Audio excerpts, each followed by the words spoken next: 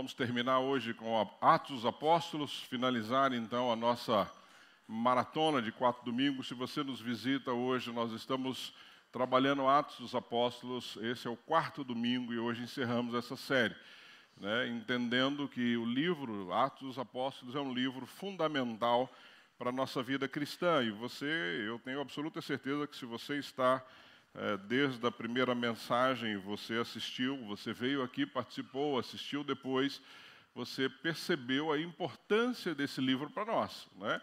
Ele, para mim, talvez seja o coração da nossa caminhada, porque aí nós podemos entender o que o Senhor espera de nós. Por que a igreja foi criada? De que forma ela foi criada? Como é que ela cresceu? Como é que ela avançou? E como é que chegou até nós? Eu e você estamos aqui hoje, neste lugar, porque esta história começa lá em Atos dos Apóstolos, que é o que nós estamos estudando aqui.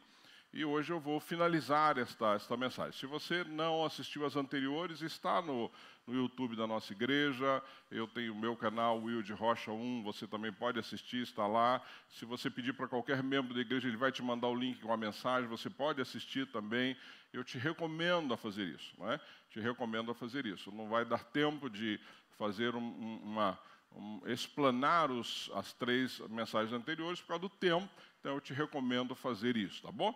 Lembrando que na primeira nós tratamos especificamente da igreja em Jerusalém, vocês lembram disso, só para te contextualizar, né? Quando Jesus, então, antes de ascender aos céus, diz aos discípulos que eles não devem sair de Jerusalém até que eles fossem revestidos de poder. Isso acontece no capítulo 2, né, quando acontece ali o evento de Pentecostes, para que eles então pudessem ter poder do Espírito Santo para testemunhar a respeito de Jesus, das boas novas, daquilo que Cristo havia feito. E eles então começam a testemunhar, começam a fazer milagres em nome de Jesus, e em Jerusalém a igreja se estabelece. Depois eles são perseguidos, depois da morte de Estevão, e aí o evangelho se espalha por Jerusalém, sai de Jerusalém, vai para a Judéia, Samaria, começa a se espalhar por toda aquela região, chegando até Antioquia. Nesse inteirinho, Paulo se converte, não é? Vocês vão lembrar muito bem disso. A igreja se estabelece também em Antioquia, um lugar estratégico, e dali a igreja começa a avançar. E de Antioquia, Paulo então sai para fazer as suas 3 viagens missionárias, assim estabelecendo então as igrejas naquelas cidades, naquelas regiões. Isso eu expus para vocês de uma forma muito clara, acho que todo mundo entendeu. E hoje é quando Paulo então volta da sua 3ª viagem missionária, e nós vamos contar hoje, falar um pouco sobre a saída de Paulo de Jerusalém, indo até Roma, não é? E aí naquele momento, ou seja, naquela época da história, de fato chegando até os confins. Era essa a ordem de Deus, quando lá em Atos 1:8 ele diz que: mas recebereis poder ao descer sobre vós o Espírito Santo, e serei minhas o quê? Testemunhas, tanto em Jerusalém, Judéia, Samaria e até os confins da terra. Então hoje nós vamos ver que Paulo chega de fato lá nos confins, naquele momento. Roma talvez fosse o lugar mais distante. Eu não sei se tem um mapa. Tem um mapa aí? Tá fácil? Tá. E eu estou sem a minha canetinha, então hoje eu não vou apontar não, tá bom? Mas nós vamos ver hoje que Paulo chega lá, ó, lá em Roma, na Itália. Então ele sai aqui da região de Antioquia, que está aqui do seu lado direito, na região da Síria, e ele vai então lá para a Itália. Ele chega até a Itália, esse era o objetivo de Paulo, e foi algo que Deus colocou no coração dele. Então hoje a nossa caminhada é nesse sentido. Então abra a tua Bíblia aí comigo no capítulo 21 de Atos. Nós já vimos os 20 capítulos anteriores e hoje vamos do 21 ao 28.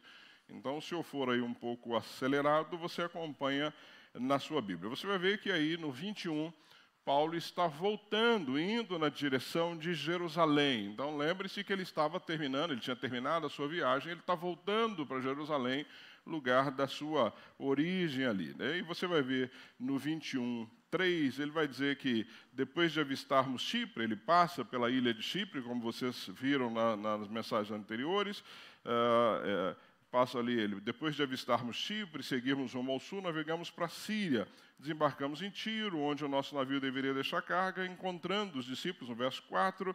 Dali ficamos com eles 7 dias. Isso aqui é interessante porque você vai ver que Paulo estabelece igrejas em vários lugares. Onde ele passa, ele já encontra irmãos em Cristo. E ele continua, eles, pelo Espírito Santo, e aqui é o primeiro alerta para Paulo. Eles, pelo Espírito Santo, recomendavam a Paulo que não fosse a Jerusalém. Então, Paulo para aqui, numa determinada região, a caminho de Jerusalém, e ele diz assim, Paulo, não vá para Jerusalém, não vá para Jerusalém. Eles alertam Paulo com relação a isso, para que ele não vá para Jerusalém. E aí no verso 5, mas quando terminou o nosso tempo ali, partimos e continuamos nossa viagem. No verso 7, demos prosseguimento à nossa viagem, partindo para Tiro e aportamos em Ptolemaida, onde saudamos os irmãos e passamos alguns dias ali, um dia com eles. Partimos no dia seguinte, chegamos a Cesareia e ficamos na casa de Filipe, Cesareia Marítima, que já é mais na região próxima a Jerusalém. Você tem Cesareia de Filipe e você tem Cesareia Marítima. Essa é a Cesareia Marítima, que é, de fato, ali já na região próximo a Jerusalém, toda aquela região. E ficamos na casa de Filipe, o evangelista, um dos 7. Ele tinha 4 filhas virgens que profetizavam. E aí no verso 10, depois de passarmos ali vários dias, desceu da Judéia um profeta chamado Ágabo. Vindo ao nosso encontro, tomou o cinto de Paulo e amarrando-o às suas próprias mãos e pés, disse, assim diz o Espírito Santo, desta maneira os judeus amarrarão o dono deste cinto em Jerusalém e o entregarão aos gentios. Mais um alerta aí para Paulo. No verso 12, quando ouvimos isso, nós e o povo dali, quando ele diz nós, ele estava presente, Lucas, quando ouvimos isso, nós e o povo dali rogamos a Paulo que não subisse para Jerusalém. Né? Então Paulo respondeu, por que vocês estão chorando e partindo o meu coração? Estou pronto, não apenas para ser amarrado, mas também para morrer em Jerusalém pelo nome de Jesus. Ou seja, Paulo sabia que alguma coisa em Jerusalém não estava legal. Ele sabia que, de alguma forma, ele não seria bem recebido em Jerusalém. Não é? E, humanamente falando, talvez qualquer um de nós, numa situação como essa, fique tenso e fale, não, é melhor eu não ir, né? Se a coisa lá não está boa. Porque, queridos, pense bem, Paulo aqui já tinha se tornado alguém conhecido no meio, não é, dos cristãos. Paulo já tinha feito 3 viagens missionárias, tinha estabelecido igrejas em várias localidades, tinha viajado milhares de quilômetros. Não é? E ele está voltando para Jerusalém. Qual seria a lógica aí? Se nós pensarmos que a igreja nasce em Jerusalém, não é?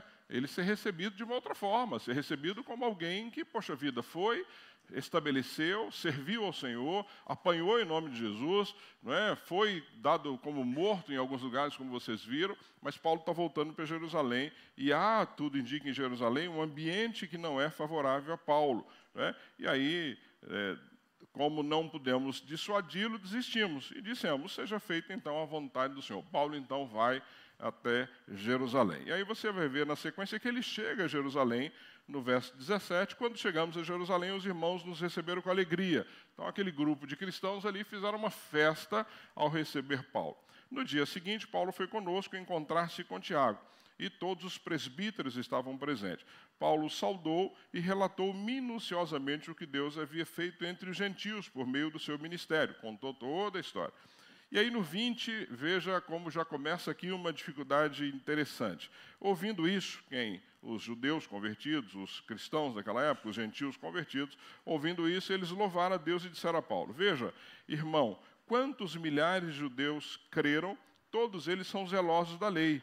Eles foram informados de que você ensina todos os judeus que vivem entre os gentios a se afastarem de Moisés, dizendo-lhes que não circuncidem seus filhos, nem vivam de acordo com os nossos costumes. Então aqui eles já dizem para Paulo o que de fato está acontecendo em Jerusalém. O que acontece em Jerusalém? A igreja avançou, a igreja cresceu. Muitos judeus se converteram. Tanto que ele diz aqui, olha a quantidade de judeus que se converteram. Então lembrem-se que nós temos gentios convertidos e judeus convertidos. Paulo era um judeu. Não é? E aqui, o que está acontecendo e qual é a dificuldade que está havendo aqui? Vocês vão lembrar que durante as viagens de Paulo, Paulo ensinou que não é a lei que salva, quem salva é Jesus. Ou seja, a ideia da vinda de Cristo, da morte, da ressurreição, o terceiro dia, os nossos pecados serem pagos na cruz, é para substituir essa lei que ninguém conseguia cumprir. Só que os judeus ali em Jerusalém, eles se convertiam ao cristianismo, eles aceitavam Jesus como Senhor e Salvador, mas eles continuavam nas práticas judaizantes. E, na realidade, se você observar as cartas paulíneas e tudo aquilo que Paulo ensinou, ele não proibiu os costumes judaicos. Ele mesmo circuncidou, não é? Lembra que ele circuncida Timóteo, que ele diz, olha, eu vou te circuncidar, Timóteo, porque vai facilitar a nossa caminhada daqui para frente. Então, Paulo não proibia práticas judaicas, não é? Ele era judeu. O que ele dizia era o seguinte, você não precisa dessas práticas para a salvação. E os judeus em Jerusalém, o que eles entendiam? Que, na realidade, Jesus era um complemento da lei. Então, nós vamos continuar cumprindo a lei e vamos seguir Jesus. E aí começa toda essa contenda entre Paulo, ou entre alguns dos discípulos, e os judeus.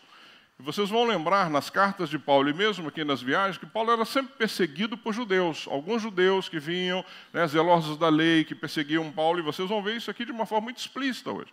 Mas a dificuldade que Paulo está vivendo aqui é que esses judeus, e aqui quando ele é informado sobre isso, fica claro que ele diz assim, veja, irmão, quantos milhares de judeus creram, todos eles são zelosos da lei.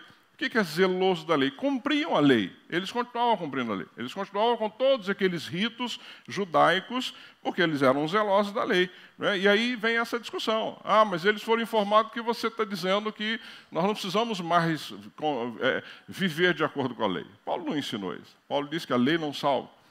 Você não precisa da lei para ser salvo. Tanto que Cristo foi levado aos gentios, que não eram judeus nem cumpriam a lei, era a mesma salvação. Era a mesma situação. E é isso que está acontecendo aqui. Não é? Paulo, quando faz as suas viagens missionárias, lembre-se que ele está pregando para os judeus na diáspora, judeus que estão fora da região de Jerusalém, e você tem esse núcleo em Jerusalém aqui muito forte. E isso, então, gerou aí um conflito entre eles. E qual a solução que é colocada para Paulo aqui logo no início? Ele diz assim, que faremos? Certamente eles saberão, no verso 22, que você chegou. Portanto, faça o que lhe dizemos. Estão conosco 4 homens que fizeram um voto. Esse voto, querido, está lá em Números 6. Depois, se você quiser entender um pouco mais desse voto, você tem que ir lá em Números capítulo 6 e ler sobre isso. Tá? Não dá para a gente explanar sobre isso aqui agora. E ele continua no verso 24. Participe com esses homens dos rituais de purificação e pague as despesas deles para que raspem a cabeça. Assim todos saberão que não é verdade o que falam de você, mas você continua vivendo em obediência à lei. Quanto os gentios convertidos, ali escrevemos nossa decisão. Lembra lá do Concílio de Jerusalém, de que eles devem se abster de comida sacrificada aos ídolos, de sangue, da carne dos animais, estrangulados e imoralidade sexual. 26. No dia seguinte, Paulo tomou aqueles homens e purificou-se com eles. Depois foi ao templo para declarar o prazo do cumprimento dos dias de purificação e da oferta, que seria feita individualmente em favor deles. O que Paulo faz aqui? Participar daquele voto com os judeus não comprometia a fé de Paulo, nem o compromisso dele com os judeus, nada, absolutamente. Ele fala, bom, isso vai facilitar a nossa caminhada? Tá bom, então eu vou participar desse voto. E ele fez um voto, junto com aqueles homens, pagou as despesas, que era o sacrifício de animais. E Paulo, então, tá bom, isso vai trazer paz para nós? Ok. Veja, é claro que é diferente de você participar de coisas que vão trazer tristeza ao coração de Deus. O que você tem que entender aqui, o que nós aprendemos, os princípios que nós aprendemos aqui para que nós possamos alcançar pessoas, pode ser que eu tenha que participar de alguma coisa, mas isso que eu vou participar é contrário à palavra, eu não participo. Isso que eu vou fazer traz tristeza ao coração do Senhor, não vou fazer. Isso é pecado, não vou fazer. Agora, isso não compromete a palavra, não compromete a minha fé, não interfere naquilo que eu creio, não é? Se isso vai fazer com que eu me aproxime de algumas pessoas, faça. Você não está cometendo nenhum pecado. Nós não temos que ser inteligentes também quando estamos alcançando pessoas. E é o que Paulo faz aqui neste momento. Sempre entendendo que a sua régua é pecado, não é? É amoral. Não faço. Ou seja, você não precisa participar de nada que traga tristeza ao Senhor, que seja pecado ou que vá contra a sua fé. Mas não é o que aconteceu aqui. O que Paulo fez não atrapalhou absolutamente nada a caminhada dele com Cristo. Não é? Absolutamente nada. E ele, então, faz isso. Acontece que, se você andar comigo um pouquinho, você vai ver como Paulo já começa aí o sofrimento dele. Paulo é um homem que sofreu muito. Se você acha que você sofre hoje, espelhe-se em Paulo, você vê que você não sofre absolutamente nada. Este homem de fato, tinha um compromisso com o Senhor invejável. Ele diz aí no verso 27, quando já estavam para terminar os 7 dias dos votos, alguns judeus da província da Ásia lembram que Paulo é perseguido em toda essa região. Ou seja, Paulo estava no lugar, ele estava pregando, estava ensinando, chegavam judeus. E esses judeus agitavam a ponto de Paulo ter sido preso, espancado, e vocês lembram que nós tratamos sobre isso. Então ele diz aí, quando já estávamos para terminar os 7 dias, alguns judeus da província da Ásia, vendo Paulo onde? No templo, agitaram toda a multidão e o agarraram gritando, israelitas, ajudem-nos. Este é o homem que ensina a todos, em toda parte, contra o nosso povo, contra a nossa lei, contra este lugar. Além disso, ele fez entrar gregos no templo, profanou este santo lugar, né, e assim por diante. Ou seja, eles começam a agitar o povo contra Paulo. Paulo não está fazendo nada, gente. Paulo está lá no templo, nem estava pregando, Paulo não estava nem ensinando, ele estava lá simplesmente para cumprir o prazo do voto que ele havia feito. Mas quando esses judeus da província da Ásia o veem, eles começam então a agitar a multidão. E aí você vai ver que, lá no finalzinho, já ali para o verso 32, vai dizer, quando viram, né, o comandante e seus soldados pararam de espancar Paulo. Ou seja, aqui no templo, Paulo está sendo espancado pelos judeus e pela população. Ou seja, Paulo chegou em Jerusalém, fez lá um voto, daqui a pouco ele já está apanhando. E apanhando de graça, porque ele não estava falando nada, ele não abriu a boca aqui para falar nada. E aí o comandante, então, chega, prende Paulo, né, e ordenou que ele fosse amarrado com 2 correntes e levaram Paulo. Então, Paulo aqui é levado preso porque está no templo e os judeus fizeram ali uma denúncia contra ele. O que para mim é importante nisso? Não é? Não que não seja importante o sofrimento e Paulo ter apanhado, não. É o que nós podemos aprender com isso. Veja o verso 25.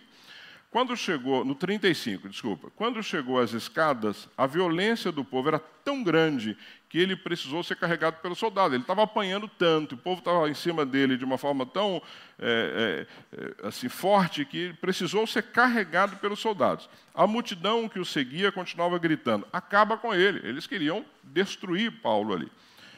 Olha a postura de Paulo que me deixa encantado. Verso 37. Quando os soldados estavam para introduzir Paulo na fortaleza, ele perguntou ao comandante, posso dizer algo? Gente, isso aqui é fantástico. O homem está apanhando, apanhou pra caramba, não é? Deve ter tomado soco, chute, todo mundo bateu nele. Quando ele está sendo tirado dele, ele falou, posso dizer alguma coisa? Posso falar? Ou seja, tudo que Paulo queria, queridos, era falar. Tudo que ele queria era falar. E aí, veja que interessante, o comandante perguntou, você fala grego? Perguntou ele. Por que ele pergunta isso para Paulo? Porque Paulo se dirige ao comandante em grego.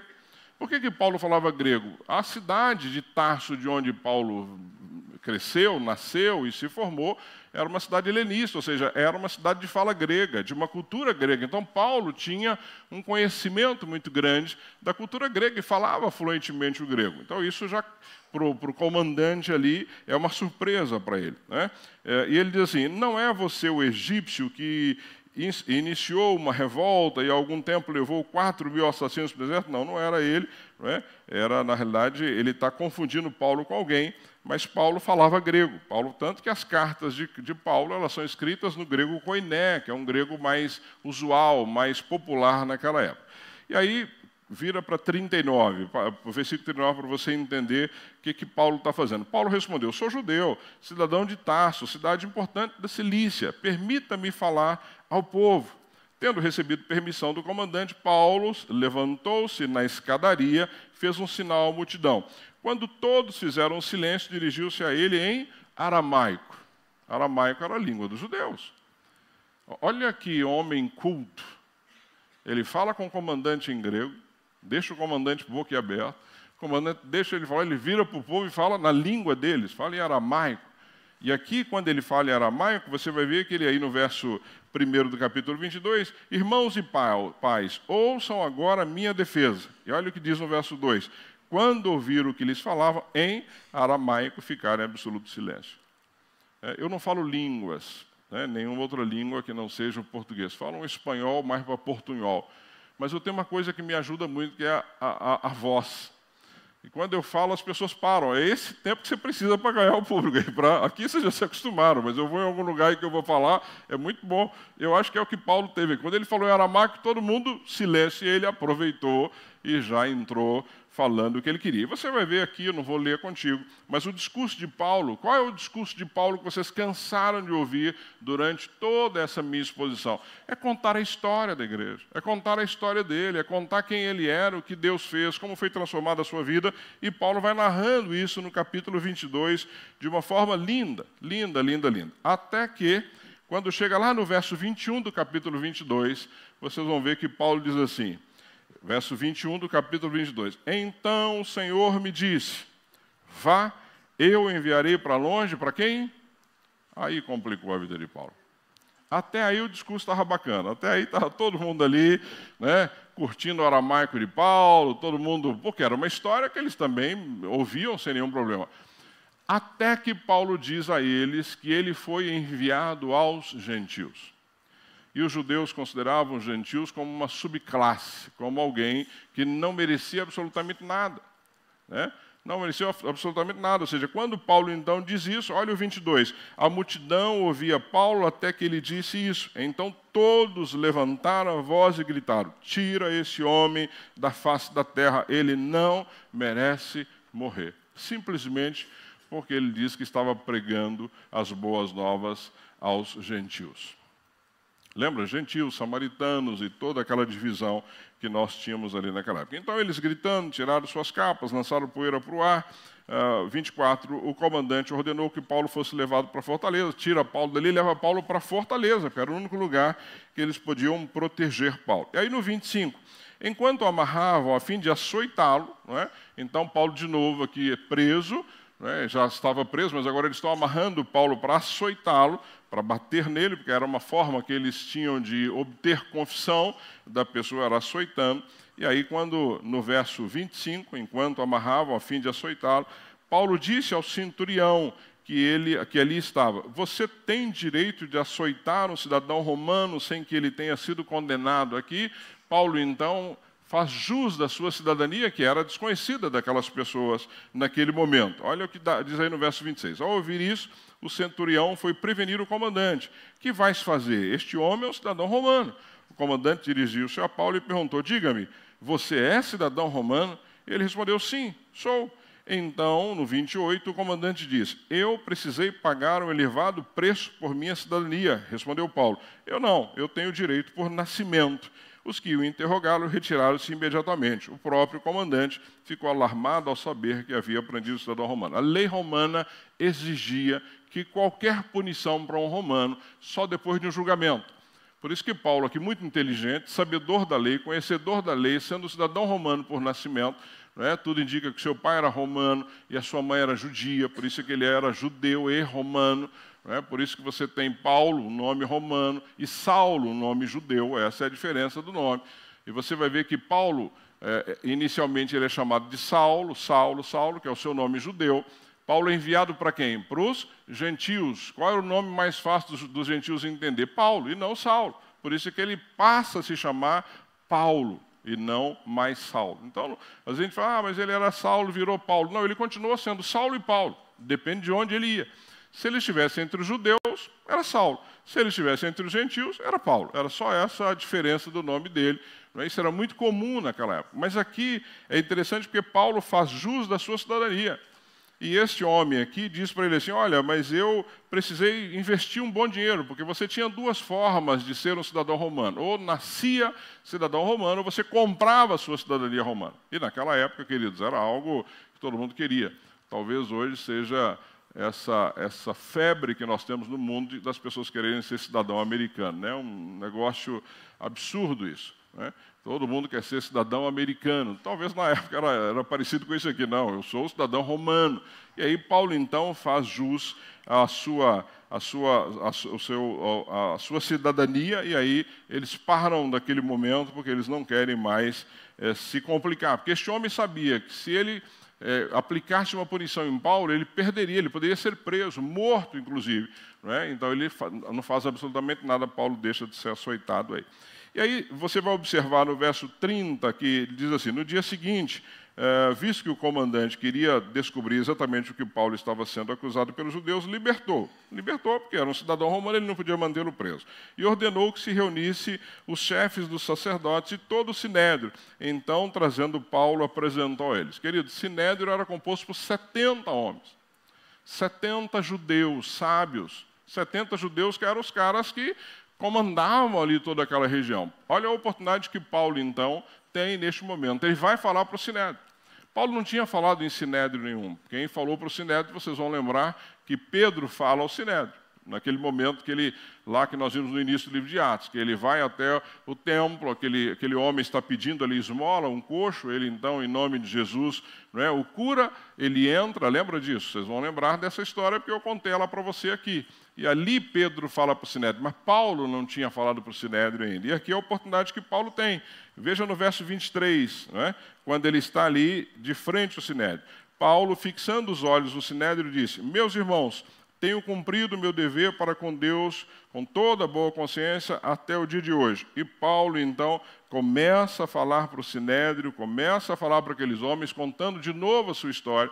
Então, veja, ele teve a oportunidade para as pessoas comuns que o espancam, depois ele vai, não é, falar para o sinédrio, toda a liderança dos judeus daquela época. E aí Paulo começa então a falar para os judeus e para o sinédrio, e claro que houve confusão, né? Essa era outra coisa que Paulo gostava muito, era impressionante. Paulo era um homem que fazia uma arruaça onde ele ia, em nome de Jesus, uma arruaça santa, uma arruaça inteligente.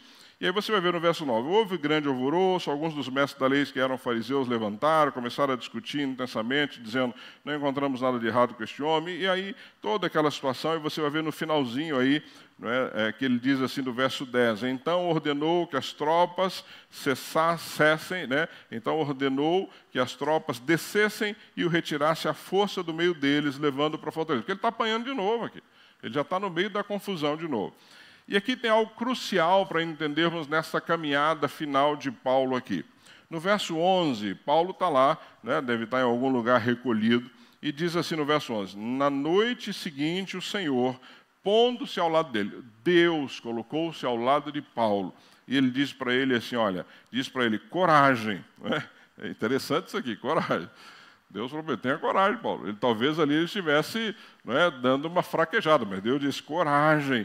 Assim como você testemunhou a meu respeito em Jerusalém, deverá testemunhar também aonde? Roma. Queridos, Paulo não vai a Roma porque ele quer. Ele não vai a Roma porque ele decidiu. Falou, não, agora, já que não tem mais lugar aqui, o povo aqui está, né, tem muita gente convertida aqui, eu vou para Roma. Não, Paulo vai a Roma porque Deus o mandou ir a Roma. E aqui a gente aprende princípios para mim e para você. Ou seja, se Deus te ordenou fazer alguma coisa, faça. Mas se Ele não ordenou, querido, fique quietinho. Fique quietinho. Lembra quando ele então passa a Macedônia, que ele está para ir para uma outra região, ele é impedido pelo Espírito Santo e ele ouve uma voz, passe a Macedônia e nos ajuda, e ele passa a Macedônia e várias igrejas foram fundadas naquela região. É a mesma coisa aqui, ou seja, Paulo tem então uma incumbência da parte de Deus que ele deve ir a Roma. E nós não estamos falando de ir a Mauá, Ribeirão Pires, São Caetano, São Bernardo. Não, Roma era longe, muito longe de onde Paulo estava. E ele não tinha nem ideia de como chegar a Roma, ou de como fazer algo nesse sentido. Mas ele sabia que Deus estava nisso com ele. Aí você vai ver, a partir do verso 12, que estabelece-se uma conspiração para matar Paulo. Alguns judeus fazem ali um voto dizendo que eles não comeriam nem beberiam enquanto não matasse Paulo. Então eles tentam armar ali uma armadilha para acabar com a vida de Paulo, para matar Paulo. E aí um sobrinho de Paulo, olha a intervenção de Deus, ouve toda essa situação que estava acontecendo, ouve que eles estavam armando contra Paulo, e esse sobrinho de Paulo fala com Paulo, Paulo então envia este menino para falar com o comandante. E aí o comandante então decidiu enviar Paulo de Jerusalém para Cesareia. Lembra que são próximos aqui a região. E aí você vai ver no verso 23, né, que diz assim: então ele chamou 2 dos seus centuriões, o comandante, e ordenou-lhes: prepare um destacamento, olha que destacamento, de 200 soldados, 70 cavaleiros e 200 lanceiros, a fim de irem para Cesareia essa noite, às 9 horas. Providencie montarias para Paulo e leve-o em segurança ao governador Félix. Rapaz, isso aqui era 500 pessoas. Olha que destacamento, não era assim, pega ali o João e o Pedro e leva Paulo até Cesareia. Não, eram quase 500 pessoas para escoltar Paulo. E aí você tem uma noção do que nós estamos falando, do que Paulo estava vivendo. Ele não estava vivendo uma situação simples. Essa ideia de matar Paulo era algo muito que estava ali no meio dos judeus daquela época de forma muito forte. Ou seja, o que Paulo falava contrariava, afrontava os judeus diretamente. E ele não estava com medo disso. E aí ele manda, então, que este grupo de quase 500 homens escoltem Paulo até o governador Félix. E eles vão, então, levá-lo ao governador Félix. Félix era um governador muito ligado aos judeus, um homem corrupto, gostava de uma propina, né? Não sei se tem alguma semelhança com os dias de hoje, mas ele gostava de um dinheirinho, gostava de uma propina, né? E a ideia de Félix era sempre estar bem com os judeus. Na cabeça dele é o seguinte, e ele era um governador muito duro, era um cara que ele não permitia aquelas revoltas, aqueles tumultos, ele era um homem que punia com muita energia, mas sempre interessado em algo que pudesse dar a ele algum benefício. E ele, então, é muito próximo dos judeus. Ele era muito próximo dos judeus. E aí, você vai ver no capítulo 23, verso 34, diz assim: o governador Félix leu a carta, porque o comandante mandou para ele uma carta, leu a carta e perguntou de que província ele era. Perguntou para Paulo, informando que era da Cilícia. Disse: ouvirei seu caso quando os seus acusadores chegarem aqui. Então ordenou que Paulo fosse mantido sob custódia no palácio de Herodes. Querido, pense comigo, e é isso que eu quero que você entenda na história. Deus tem um propósito, Deus tem algo para ser cumprido, e a pessoa que vai cumprir esse propósito de Deus é Paulo. Então tudo que está acontecendo aqui é uma ação de Deus para levar Paulo num determinado lugar. Esse pano de fundo que você precisa entender nessa história, não é? E aí você vai ver que no verso 1 do capítulo 24, 5 dias depois, o sumo sacerdote Ananias, que veio lá de Jerusalém, né, eu fico imaginando a pompa desses homens viajando para ir até Cesareia. Então, depois o sumo sacerdote Ananias desceu a Cesareia com alguns dos líderes dos judeus e um advogado chamado Tértulo, os quais apresentaram ao governador suas acusações contra Paulo. Eles chegam lá, Félix é um amigo e diz: olha, Félix, esse homem aí realmente está mentindo, está fazendo, está nos acusando, está pregando contra a lei de Moisés. Não é? E aí você vai ver lá no verso 10, quando o governador lhe deu o sinal para que falasse. Sinal para quem? Primeiro, falaram sobre ele, e lá no verso 10 do capítulo 24, quando o governador lhe deu o sinal para que ele falasse. Paulo, então, declara. E aí Paulo começa a contar a história dele, começa a contar tudo que ele está fazendo, começa a contar o porquê que ele está fazendo, começa a contar quem o mandou fazer, e ele vai falando sobre isso.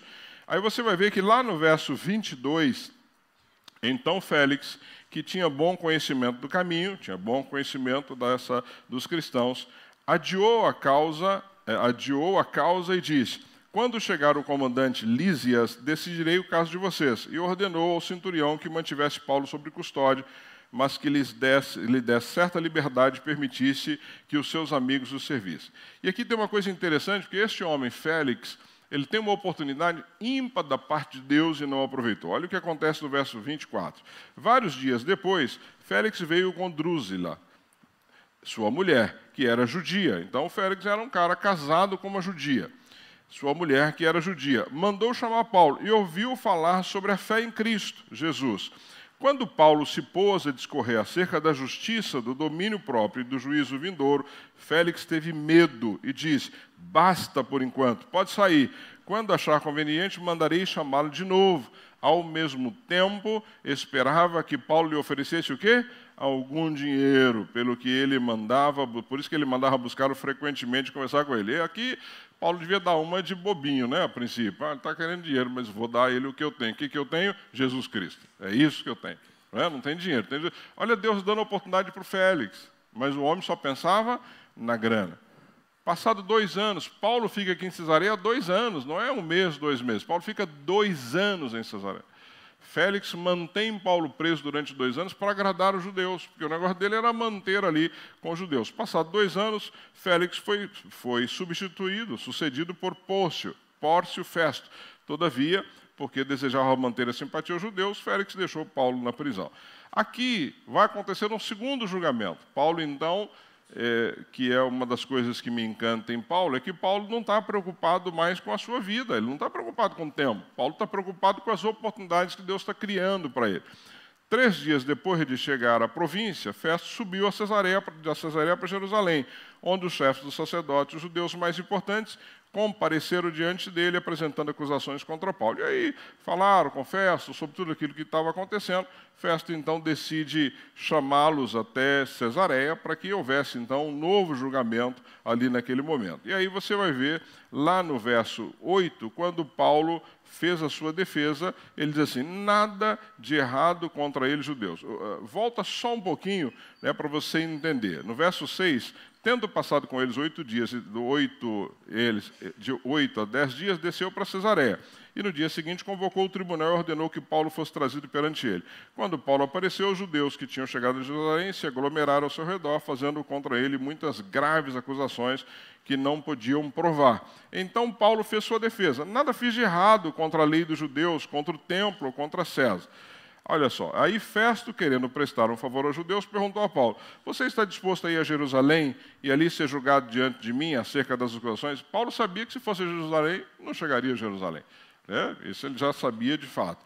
E aí o que Paulo responde no verso 10, estou agora diante do tribunal de César, ou seja, aqui é um tribunal em nome de César, onde devo ser julgado. Não fiz nenhum mal aos judeus, como bem sabes. Se de fato sou culpado de ter feito algo que mereça a pena de morte, não me recuso a morrer. Mas se as acusações feitas contra mim por eles, judeus, não são verdadeiras, ninguém tem o direito de me entregar a eles. Apelo para César. Aqui, Paulo está obedecendo uma ordem de Deus. Lembra que o Senhor falou para ele que você vai pregar onde? Em Roma. Você deve chegar a Roma. E Paulo sabia, como judeu, que se ele apelasse a César, eles tinham que atender. Porque isso era um direito romano. Então, tá bom, eu quero ser julgado lá, quero ser julgado pelo chefe, eu quero ser julgado pelo comandante, eu quero ser julgado por aquele, o maioral. Quando Paulo, então, faz isso, né, depois de ter consultado seus conselheiros, Festo declarou, você apelou para César irá. Então, Paulo está aqui caminhando para Roma. A caminhada de Paulo não é mais, ele está pouco preocupado ali com os judeus, mas ele está pensando que ele precisa ir até Roma. Você vai ver a partir do verso 13 que aí chega o rei Agripa. O rei Agripa é um rei que estava lá na região de Cesareia de Filipe, que era uma região ali naquela mesma região, mas Cesareia ficava um pouco mais distante, também chamada de Panéias por causa do deus Pan, deus do pânico. Eu e a Toninha estivemos lá, e lá tem um lugar que é como se fosse uma caverna, onde os sacrifícios humanos aconteciam, onde as crianças eram lançadas ali, por isso o nome Pan de pânico. Não é? Era um lugar bastante, não sei nem o termo que eu posso usar, mas nós estivemos lá numa visita que fizemos. É esse rei Agripa que veio, então, para aquela região ali, para estar junto com com Festo. E aí ele é apresentado a Paulo, porque ele conhecia muito bem, ele tinha uma relação muito boa com os judeus e conhecia muito isso. E aí você vai ver lá no verso 23, que no dia seguinte Agripa e Berenice vieram com grande pompa e entraram na sala de audiência com altos oficiais, homens importantes da cidade. Por ordem de Festo, Paulo foi trazido. E aqui Paulo, então, tem mais uma oportunidade de falar para esses homens, e ele fala com bastante ousadia. No verso 26, então, Agripa disse a Paulo, você tem permissão para falar em sua defesa. E Paulo, então, começa a narrar, começa a fazer a sua defesa. Né? E aí, em algum momento, o rei Agripa intervém e aí pergunta, né? Então perguntei, quem és tu, Senhor?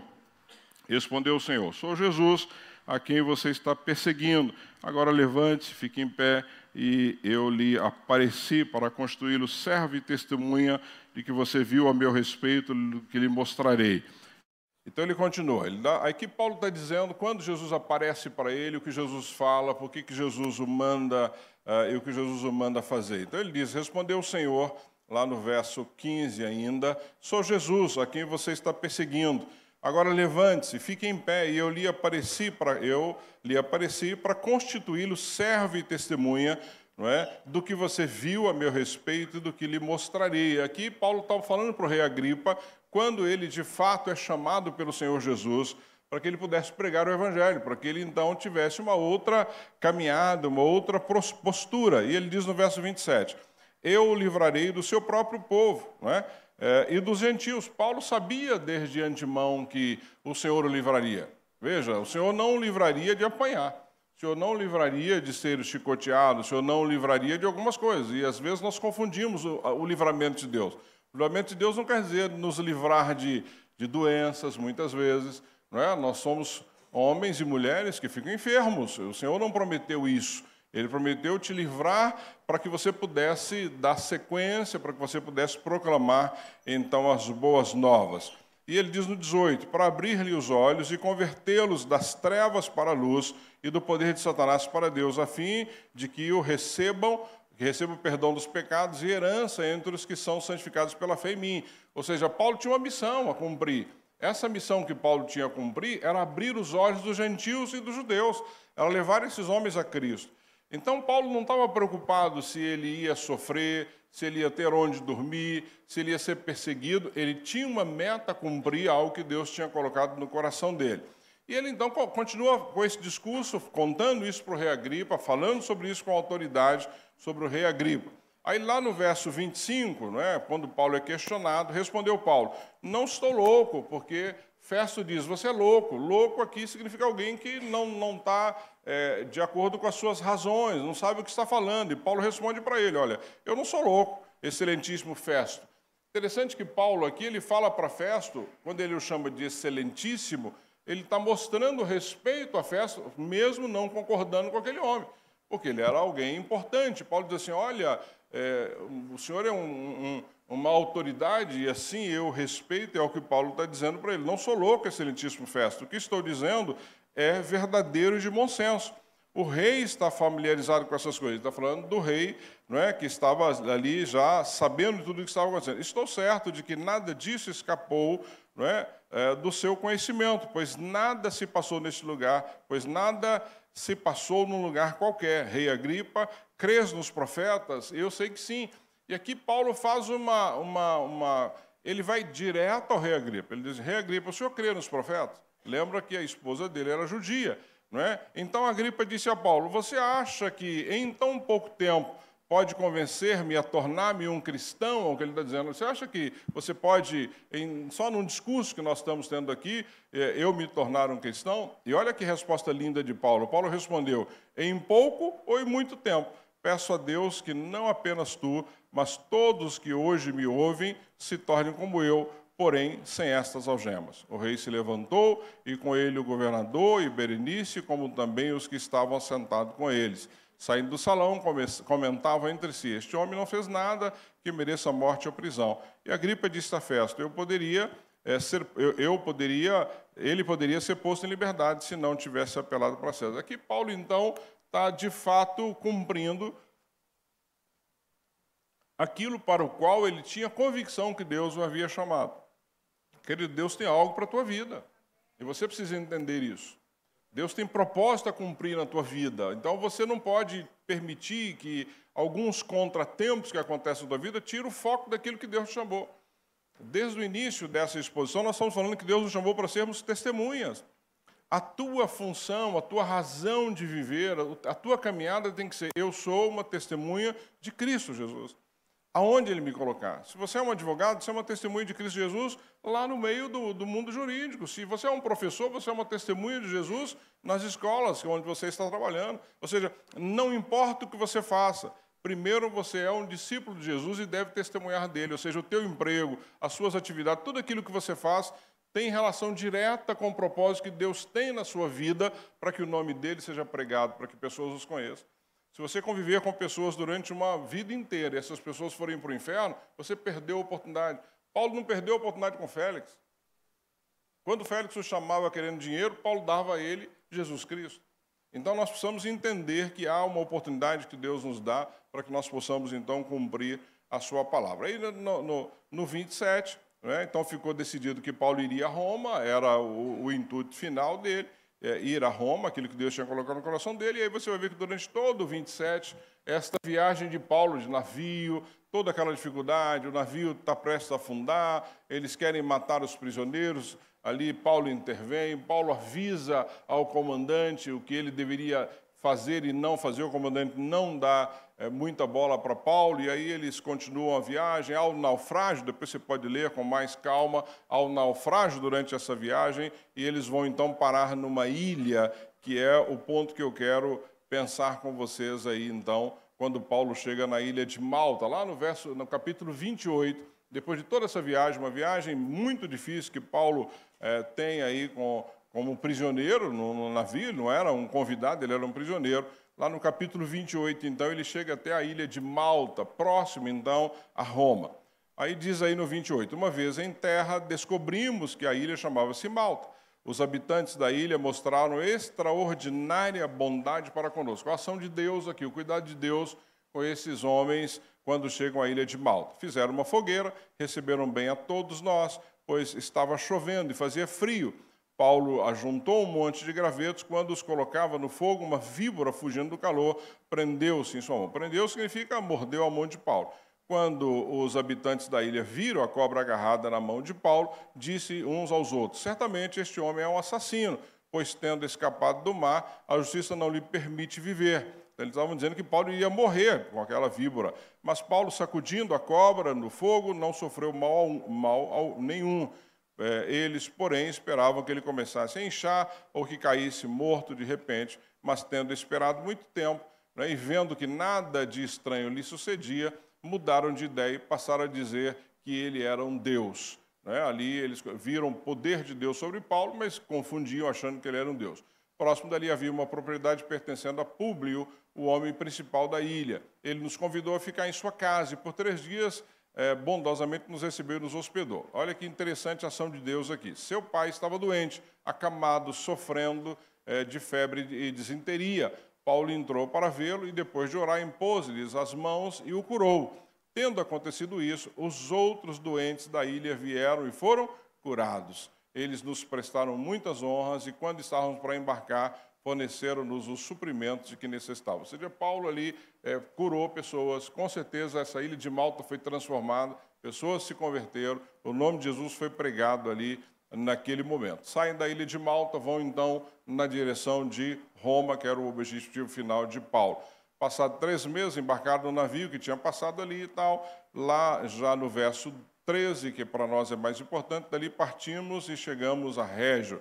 No dia seguinte, soprando o vento sul, prosseguimos, chegando a Potélio. No segundo dia, ali encontraram alguns irmãos que nos convidaram para passar uma semana com eles. Tal. E aí você vai ver lá no final, não é, que Paulo, então, chega a Roma e recebe permissão para morar por conta própria, sob a custódia de um soldado. Paulo, então, chega finalmente a Roma, que era o objetivo dele vindo da parte de Deus. Não o objetivo pessoal, mas Deus havia deixado claro que ele deveria chegar a Roma, e ele, então, fica em Roma durante um período longo, ele fica em Roma durante 2 anos inteiros. E aí, lá no finalzinho do capítulo 28, você vai ver que no capítulo 30 diz assim: por 2 anos inteiros, Paulo permaneceu na casa que havia alugado e recebia a todos que iam vê-lo, pregava o reino de Deus, ensinava a respeito do Senhor Jesus Cristo abertamente e sem impedimento nenhum.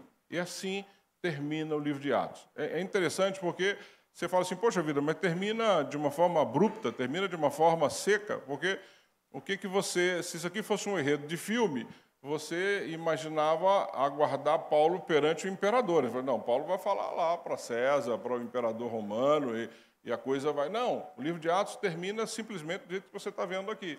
Por que ele termina? Tem alguns motivos para o livro de Atos, que é um livro que começa a contar a história da igreja. Nós vimos isso durante 4 domingos, não é? Aprendemos sobre a história da igreja. Por que ele termina? Não é? E o que é importante nós entendermos aqui? só um adendo para você entender esse período de Paulo em Roma. Paulo escreve aí o que nós chamamos de epístolas da prisão. Paulo escreve de Roma. Então, o que ele escreve de Roma? Os Efésios. Ele escreve a carta aos Efésios durante esses 2 anos que ele está preso em Roma. Então, a prisão de Paulo em Roma também serviu para que ele pudesse instruir as igrejas, porque as notícias chegavam para ele e ele escrevia, então. Né? Em Efésios, ele fala sobre a unidade da igreja. Eu já expus essa carta aqui. Ele fala sobre a graça de Deus, ele fala sobre a batalha espiritual. Ele também escreve a carta aos Filipenses, durante esses 2 anos que ele está ali preso em Roma, que é a chamada Carta da Alegria. Eu também já expus essa carta aqui para a igreja sobre o nosso contentamento em Cristo. Nós temos que viver contentes em Cristo. Lembra lá no capítulo 4, que você deve colocar ao Senhor as suas súplicas, orações, em ações de graça, ou seja, contente com aquilo que Cristo pode fazer por você. Ele escreve também a carta aos Colossenses. A carta aos Colossenses é escrita durante esse período que ele está preso ali em Roma, que ele vai ensinar sobre a supremacia de Cristo, né, e vai combater os falsos apóstolos que permeavam toda aquela região. E ele escreve a carta a Filemon, lembra? Uma carta linda que é escrita a Filemon, apresentando ou mandando de volta Onésimo, que era um escravo de Filemon e que havia fugido, e depois ele se converte quando ele tem um encontro com Paulo, e ele então leva esta carta a Filemon, e Paulo diz para Filemon que ele deve tratar Onésimo não mais como um escravo, mas um irmão na caminhada de fé. Então são essas cartas que Paulo escreve. E o que aprendemos aqui para encerrar o nosso período de Atos, e eu espero que você tenha curtido como eu curti esse tempo em Atos. Primeiro, o evangelismo sendo anunciado. Paulo continua pregando, porque o texto termina dizendo isso. Paulo, em Roma, ele continua pregando, ele continua ensinando o evangelho. Ou seja, dá a entender para nós de forma clara que o evangelho precisa continuar sendo o quê? Pregado. Ele tem que ser pregado, ele continua sendo pregado. É por isso que o livro de Atos não tem um final, não é, como nós gostaríamos, porque esta história, ela continua, ou seja, Paulo está preso e pregando. Eu e você precisamos continuar o quê? Pregando o evangelho, ensinando o evangelho, falando do evangelho, proclamando as boas novas. Segundo, a igreja tem um papel ativo na continuidade da missão. Ou seja, isso que aconteceu há 2000 anos atrás e que vem acontecendo ao longo da história tem que continuar conosco. Ou seja, esse é o meu papel, o seu papel. Se nós não entendermos isso depois de pensarmos tão profundamente no livro de Atos, nós não entendemos a nossa caminhada. Ou seja, aquilo que Paulo começou, que Pedro começou, que João começou, que Timóteo começou, é o nosso papel continuar hoje. Nós falamos muito sobre próximas gerações. Mas se nós não mantivermos isso de uma forma séria, a igreja acaba. Não acaba porque o Senhor permitiu, acaba porque nós deixamos de falar a respeito dela. Ou seja, esse é o nosso papel, o meu papel, o seu papel. Ou seja, talvez eu pudesse até usar o termo de honrar aquilo que os discípulos fizeram. Porque eu olho para a história de Paulo, um homem que sofreu tanto para que eu pudesse ter um encontro com Jesus hoje, para que você pudesse ter um encontro com Jesus. Ou seja, pregar o evangelho significa honrar os nossos antepassados no sentido de cristãos da igreja primitiva, que sofreram.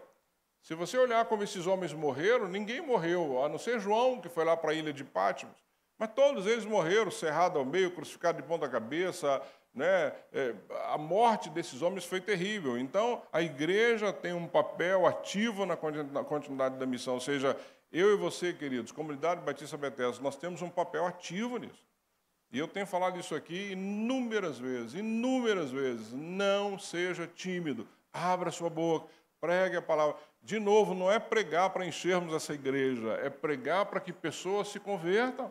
Não importa para onde ele vai. É pregar para que as pessoas tenham a mesma experiência que você teve. Terceiro, a soberania de Deus sobre a igreja e seus servos. Olha a soberania de Deus quando ele então usa Pedro lá no início de Atos. E você viu como Deus foi usando homens, mulheres, ao longo da história, ao longo do livro de Atos. Não é? Termina com Paulo, como nós vimos aqui, mas Deus é soberano, é Ele que usa as nossas vidas. É Ele que nos dá essa capacidade, essa condição, não é? De uma forma que só você pode fazer. Eu não sei como é que você evangeliza ou como você conta a sua história, mas a sua história é única. Eu não posso contar a sua história. Eu tenho a minha própria história. Então, não há aí um fechamento, porque a obra missionária continua. Nós continuamos com a obra missionária. né? E Deus é soberano nisso. Deus usa todas as circunstâncias para cumprir, né, o seu propósito. E 4, a necessidade de perseverar até o fim. Nós precisamos entender isso. Nós precisamos perseverar até o fim. Nós não podemos desanimar. Não permita que as circunstâncias te desanime na sua caminhada. Combati o bom combate, terminei a carreira, guardei a fé. Não é isso que Timóteo fala? Ou seja, combati o bom combate. Não abri mão, não esmoreci, não desanimei. Não é? Não, a doença não me parou, o desemprego não me parou, a timidez não me parou, as dificuldades não me parou. Não para, nós não podemos ser parados por isso. Nós precisamos continuar pregando o Evangelho. E há uma conexão com a história da igreja, né? Ou seja, olha a igreja de Atos, ela cresceu, ela avançou, perseguição veio, a igreja continuou. Olha a história, né? A igreja foi perseguida ao longo da história, ela continua avançando. Você tem concílios ao longo da história que ocorreram. As missões hoje, nós temos missões hoje ocorrendo no mundo inteiro, ou seja, nós temos hoje pessoas na Coreia do Norte falando de Jesus em segredo, tem pessoas na China, na igreja subterrânea, estamos indo hoje para Cuba, de alguma forma também, para abençoar aquele povo e falar do amor de Jesus, ou seja, isso continua, ela continua e vai continuar até que Cristo volte, aí que nós vamos continuar fazendo. E aí, queridos, a nossa parte como igreja, porque nós fazemos parte de uma igreja missionária, de uma igreja histórica, de uma igreja que é uma igreja global, sem fronteira. Não é? Nós precisamos continuar pregando para que o reino possa expandir, para que as coisas possam continuar avançando. Então, é isso que nós aprendemos no livro de Atos, é assim que nós temos que continuar. Eu e você fazemos parte dessa história. Então, toda vez que você terminar de ler o livro, tem que dizer assim, bom, agora é a minha parte, eu estou fazendo a minha parte. Eu estou pregando, eu estou honrando esses homens que morreram para que eu pudesse ter acesso ao Evangelho. Então, é isso que nós aprendemos, a soberania de Deus, desde o capítulo 1 até o capítulo 28 de Atos, mostrando o cuidado de Deus, não é? Comigo e com você, e sendo grato a Deus, porque hoje nós estamos aqui e podemos dizer, sou um discípulo de Jesus, porque Deus usou Pedro, porque usou João, porque usou Timóteo, porque usou tantos homens e mulheres ao longo dessa história, para que o Evangelho pudesse chegar até mim e eu pudesse hoje me declarar discípulo de Jesus Cristo. Amém? Amém, querido? Abaixa a sua cabeça, eu quero orar contigo e eu quero te encorajar a pregar o Evangelho aonde o Senhor te levar. Não é? De repente o Senhor não vai te levar a Roma, mas vai te levar no seu bairro, no seu trabalho, aonde você está, e você pode testemunhar dele aonde você estiver. Deus, obrigado, Pai, mais uma vez, obrigado por essa exposição no livro de Atos, obrigado porque o Senhor Deus nos abençoou de uma forma tremenda quando abrimos a Tua Palavra, quando estudamos a Tua Palavra, quando aprendemos do Senhor. Por isso eu te agradeço, Pai, em nome de Jesus, por o Senhor ter nos dado este privilégio de poder estudar a Tua Palavra, de aprender na Tua Palavra. Mas não queremos ser somente pessoas, Deus, que aprendam ou que tenham algum tipo de conhecimento acadêmico. Nós queremos viver a Tua Palavra. Nós queremos pregar o Teu Evangelho, nós queremos que as pessoas te conheçam como nós te conhecemos, nós queremos que as pessoas, Deus, tenham suas vidas transformadas como nós tivemos a nossa vida transformada. Que nós possamos, Pai, na nossa caminhada, honrar homens como Pedro, como Paulo, como Timóteo, tantos outros que deram as suas vidas para que nós pudéssemos ter vida. Deus, e que assim seja a minha caminhada, a caminhada de cada um aqui da comunidade batista. Sejamos uma igreja, Deus, de fato, que viva a Tua Palavra, que ame estudar a Tua Palavra, que ame fazer o que nós fizemos aqui, Deus, abrir a Tua Palavra e aprender através dela. Foi por isso que o Senhor deixou a Tua Palavra, para que ela fosse o nosso manual, para que ela fosse a nossa orientação. Livra-nos de buscar, Deus, atalhos, livra-nos de buscar por fontes que não é do Senhor, que o Senhor seja a nossa fonte, a nossa única fonte. É assim que eu oro, agradecido ao Senhor, Pai, em nome de Jesus, pela nossa igreja, pelo povo, pelo interesse, que de fato a nossa igreja continue sendo uma igreja interessada em aprender do Senhor e aprender a Tua Palavra. Assim que eu oro, agradeço ao Senhor de todo o meu coração por essa exposição do livro de Atos, Pai, que seja, Senhor, uma mudança de postura na nossa vida, na nossa igreja, na nossa caminhada. Eu oro no nome precioso de Jesus. Amém, amém e amém.